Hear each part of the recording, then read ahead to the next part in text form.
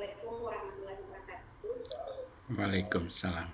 Yang terhormat Bapak Prof. Toto Winata, Ibu Dr. Fatimah Rofiah Timur, Bapak Prof. Jasruddin Daud Palago, Bapak Prof. Khairul Rijal, Bapak Prof. Suprijadi, Bapak Prof. Darwito, dan Bapak Prof. Markosi. Assalamualaikum warahmatullahi wabarakatuh. Terima kasih atas kesempatannya yang diberikan untuk mempresentasikan disertasi saya yang berjudul Studi Karbon Nanochip melalui metode hot wire stain in plasma very-high frekuensi PSU pada temperatur rendah untuk aplikasi device sel surya. Saya atas nama Kurnia Kabidin dengan NIM 3021631 di bawah bimbingan Bapak Prof. Toto Winata PhD, Ibu Dr. Fatimah Rofiah Timur SSI MSI, dan Bapak Prof. Dr. Jasruddin Daud Palago.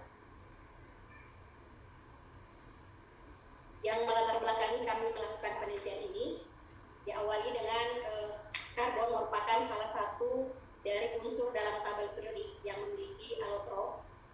Di antaranya alotrop yang dimiliki adalah grafit.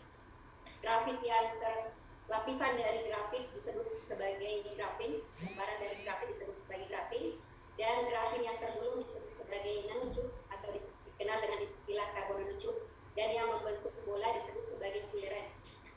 Kesemua material tersebut memiliki kelebihan dan keunikan masing-masing. Untuk karbon nanochip memiliki berbagai kelebihan, di antaranya memiliki sifat konduktivitas listrik yang tinggi, sifat konduktivitas panas yang tinggi, serta sifat mekanik yang besar. Adapun keunikan yang dimiliki dari nanochip adalah memiliki sifat konduktivitas listrik yang dapat berubah, yang dapat bersifat konduktor dan dapat bersifat semikonduktor. Hal tersebut dapat dilihat dari chiralitas dan diameter yang dimiliki.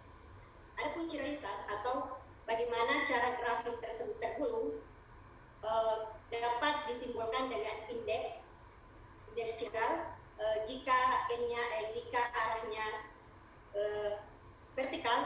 horizontal vertikal disebut sebagai indeks N, yang besarnya kita simbolkan dengan A, sedangkan yang arah diagonal kita sebut dengan indeks M dan besarnya disimbolkan dengan B. Nah, jika arah penggulungan grafik tersebut besarnya N sama dengan N, maka CNT tersebut disebut sebagai chiralitas bentuk arang cair, dan pada umumnya CNT tersebut bersifat sebagai konduktor. Nah, jika N-nya tidak sama dengan M, maka chiralitas tersebut disebut dengan bentuk chiral, dan pada umumnya CNT tersebut bersifat semikonduktor. Nah, begitu juga ketika M-nya sama dengan 0, jadi tergulungnya hanya pada saat N. Nah, bentuk tersebut disebut sebagai bentuk zigzag, dan pada umumnya bersifat sebagai semikonduktor. Nah, disebut sebagai pada umumnya karena selain chiralitas juga dilihat dari diameter yang terbentuk. Bagaimana diameter dari CNT?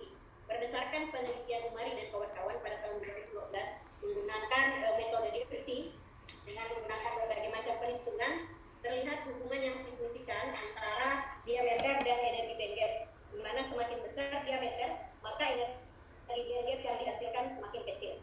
Nah, berdasarkan penelitian single wall nanochip atau satu grafin yang tergulung, jika energi band gap-nya 0,08 sampai 0,1 itu termasuk dalam kategori konduktor, dan di atas dari 0,1 elektron volt bersifat sebagai semikonduktor.